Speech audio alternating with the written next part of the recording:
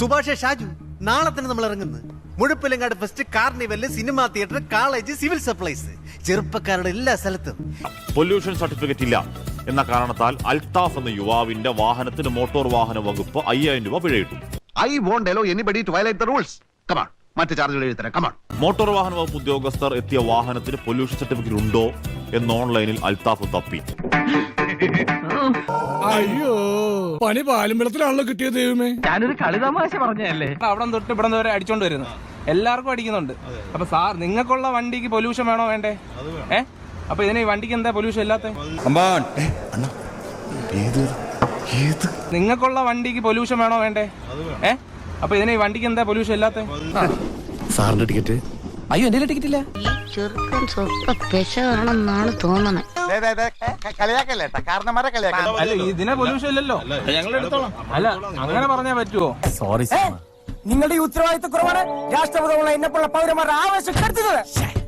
ഈ വണ്ടിയുടെ കാര്യം ഞാൻ പറഞ്ഞത്. ഈ വണ്ടി എന്റെ കാര്യമല്ലല്ലോ ഞാൻ പറഞ്ഞത്. അല്ല, ഒരു നിയമം ഉണ്ടാക്കുമ്പോ എല്ലാവർക്കും ഇത് ഒരുപോലെ ബാധകമാകണമല്ലോ. അപ്പൊ നിങ്ങൾ സർക്കാരിന്റെ വണ്ടി നിങ്ങൾ അടിക്കും. നിങ്ങൾ 1-2 5000 രൂപ വിനയാൻ അടിച്ചത്. 5000 രൂപ.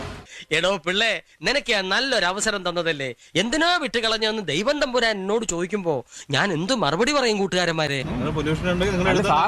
വണ്ടിക്ക് അടിക്ക്. നമുക്ക് എല്ലാവർക്കും 10,000-20,000 രൂപ വെറ്റിയെന്ന് നടക്കും. എന്ത് ചെയ്യാനാ തലേ, എനിക്ക് കാശ് വാങ്ങിച്ചേ ശീലമുള്ളൂ, കാശ് കൊടുത്ത് ശീലമില്ല. അല്ല, അപ്പൊ നിങ്ങൾ പെറ്റി അടിക്കണ്ടേ? ഇപ്പൊ പൊല്യൂഷൻ ഇല്ലാതല്ലേ ഓടുന്നത്. ഇതിന് മാത്രം കണക്ക് പറയരുത് വാരേ. അടിച്ചാ ഞങ്ങളിപ്പോ എടുത്തിട്ട് കാണിച്ചാ മതി. വിധി പോലും വിറച്ചുപോയി.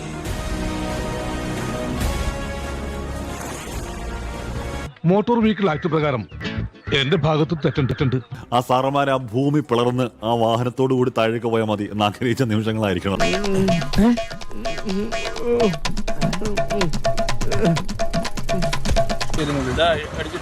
ഇതിന്റെയൊക്കെ കാശാരോടൊക്കെ ഈശ്വര.